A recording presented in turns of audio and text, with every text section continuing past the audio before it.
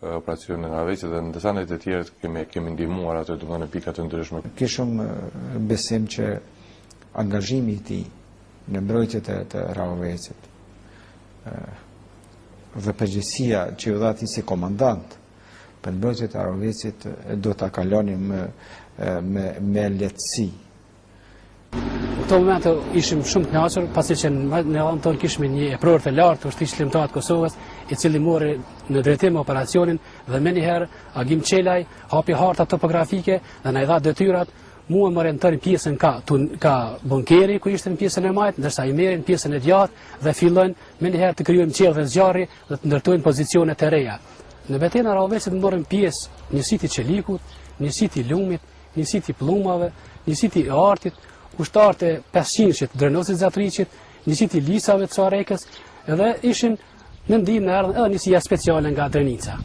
Qëllimi kryesor i Agim Qelit ka qenë kjo, që të minimizohen sa më pak dëmet në njerëz, në këtë rast në popullatën civile e cila ishte ekspozuar një sulm masiv nga forcat serbe, dhe në anën tjetër të mos lejohet në asnjë mënyrë që të thehet, nëse mund të quaj imidhi i pathyeshmërisë së UÇK-s, të ruhet sa më shumë imidhi i UÇK-s që deri atëherë ishte pothuajse imidhi i pathyer. Strategjia kryesore e komandant Colit ka qenë, domethënë, coku, pika kryesore, që popullata komplet të tërhiqen prej Rahovecit pa asnjë thirrje në këmbë. Edhe ashtu ka ndodhur. Edhe risit i jonë duke u tërhequr, i nxorëm afro 40 fëmijë nga Rahoveci deri përfundimisht deri te rasa Rahovecit. Me 18 korrekt në promje ka 8, ka thirr, plot entuziazëm ai zoni tina plot në qeth. Kallzoj që o marr Rahoveci, edhe kishte edhe një breng se për Florimi nuk e dike qysh ka hija, po ka hija, ku është, nuk kish informata për to. I kisha lakmi që ish këtu, Kosovë, që ishtu e realizu ondrën e vetë, presje ka falë Zoti, ka prit qatë moment. Të nesëmën zhvillua një betej jashtëzakonisht e madhe, një betej ku forcat e Ushtrisë Shërbimtare të Kosovës në raport me forcat serbe ishin të pabarabarta, mirë po heroizmi i luftarëve të UÇK-s, lufta që drejtonte Agim Qela, triumfante, zhvillohen luftime të ashpa luftarake dhe njësit të Serbisë, njësit toksore dhe teknika luftarake ty në përjetonte dama të mëdha. Njësit të UÇK-s ishin në pozicione. Me ardhin e tij të rasët të Rahovecit jemi takuar afër pikërisht të rasët, jo shumë larg qendrës ku provizorisht ishte vendosur shtabi i përgjithshëm i Ushtrisë Shërbimtare të Kosovës. Aty kam bri me 16 veta plus 4 vajza. Ai ishte një siti special për cilin unë ende nuk isha njohuri. E vetmja që kam mundur me ndihmu ka qenë se ja kam dhënë një kuti komplet me municion të 12.7-shit. Në ora 11:30 ne jemi kthynalt dhe kemi marrë vesh që komandanti është në luftime poshtë te Lumi, në hyrje nga Xarxa, ku forcat serbe në udhëheqjen e komandantit Agim Qela janë zbrapsur 3 herë. Ato vetëm fillojnë forcat serbe me sulmu Rahovecin në alëshomit e poshtë për vijnë e frontit. Ishte hera 4 që lëshoshëm për vijnë e frontit. Përmes plumball jemi afru tek pozicionet e Lumit dhe goditjet e para me predha të mortajes i ka bërë vetë Agim Qela, derisa në një moment nga një predhe timkes është plagos dhe mund pa thirrën vetë dhe më thetë mos e pëthej që më plagos, po fshima gjokin. Dhe sa goditje që ka dhonë 6 predhat e ti dhe 6 më të tjej ka dhonë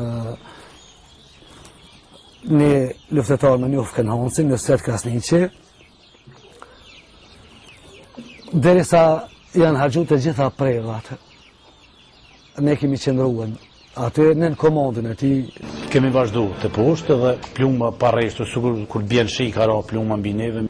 Mojmë ju falenderu stërvitjeve ushtarake të komandant Colit, sepse po të mos kishin qenë ato stërvitje ushtarake ashtë forta e ashtë mira, na nuk kishim mujtë me mbjetu. Ishim në një vetur Agimi, Agur Gjoci, Naser Hoxha, ndërsa në prikolicë të veturës ishte piktori Arbri e Dhonë. Mirë po forcat serbe na blokojnë rrugën, kështu që ne bim ballë për ballë me forcat serbe. Kur kemi rënë prit, afërsia ka qenë dikon 15 metra me forcat serbe, ka qenë tanka, transportera, autoblinda dhe kamsori. Komandanti ka pri me vetur me një kamionet që ka qenë e hapun, vetëm gjami për para, a i ka qenë me disa shok tjerë. Duke dalë për veturës, agimin e merë plumi parë. Kështu që ne fillum luftën, ato i zhvillohen luftat shtira, luftat forta, kështu që agimi mbetet i vramë në vend. Ne në momentin tragjik që kemi humbë komandantin, nuk kemi besu asë një që komandanti jonë ka mujt me vdek për plumit forcave serbe. 3 shok 4 u mundu me tërheku fëmën, sepse ato u plagu edhe Agushi. Agushin e mori plumin kam. Agushi thot, qelma gjyksoren, qelmi sigurisat e bumav, edhe lenëm këtu se unë du me najtë me agimin. Mirë po, ne shok vendosëm që mos të alom Agushin, edhe pse ishte shumë shtirë mja këthuj shpinën agimit, vendosëm të marrëm gjallë Agushin. 2 shok tonë gjujnë me armë për me nëzirë në Agushin. Kështu që futmi drejt pas drejtin në qytet, 6 motor luftojmë shpinë për shpine, deri sa shpartallëm me hi deri në një podrom. Aty mbesim deri në mesnat, nga mesnata tentojmë me dalë, kështu që mundohemi me shokët, në fund fundit depërtojmë me dalë nga rrethi. Pas një betejë të jeta ashpër disa ditëshe midis forcave tona çlirimtare dhe atyre serbe në mbrojtjet Rahovecit, më 19 korrik të vitit 1998, bien heroikisht komandant Agim Qelej, Sadik Shala, Hamdi Berisha, Liman Gegaj, Afrim Krasniqi, Faik Rama, Bajram Veliu, Remziu Qini, Gëzim Hamza e Abdullah Bugari. Rënja heroike në front të luftës e njërit prej eprorëve më të aftë që kishte ushtria çlirimtare e Kosovës, padyshim ishte ndër humbjet më të mëdha që ka psuar ushtria jonë gjatë luftës për liri. Ramja Agim Qelës në vijat e frontit në Ravec ishte gjithsesi njëra ndër humbjet më të mëdha të asaj faze të ushtrisë çlirimtare të Kosovës. Ishte pa marrë në mend që ne mund t'i komunikonim ushtarëve për humbjen e një shokut, për humbjen e një oficerit, për humbjen e një komandantit, për humbjen e një themelusit të njësive të veçanta të shtabit përgjithshëm. Ishte një moment i rëndë gjithsesi, por në parim, në kuadër të gjitha veprimeve tona, edhe strategjike, edhe politike, edhe speciale që kishim dhe po krijonim ato ditë, gjithsesi nuk mund ta komunikonim si humbje, nuk mund ta komunikonim si rëmje, nuk mund ta komunikonim si diçka që nuk është më në mesin tonë. Fryma, qëndrimi dhe gatishmëria e ushtarëve në emër të Agim Qelës për të vazhduar luftën ishte shumë më funksionale, ishte shumë më frydhënëse, ishte motiv dhe asnjëherë nuk donim ta pranonim si humbje. Prandaj në jetë gjatë me vitet e tëra, asnjë nga ushtarët e ushtrisë çlirimtare nuk ka dashur ta besoj që Agim Qela ka rënë. Ramja e zë shokut është e humbje madhe.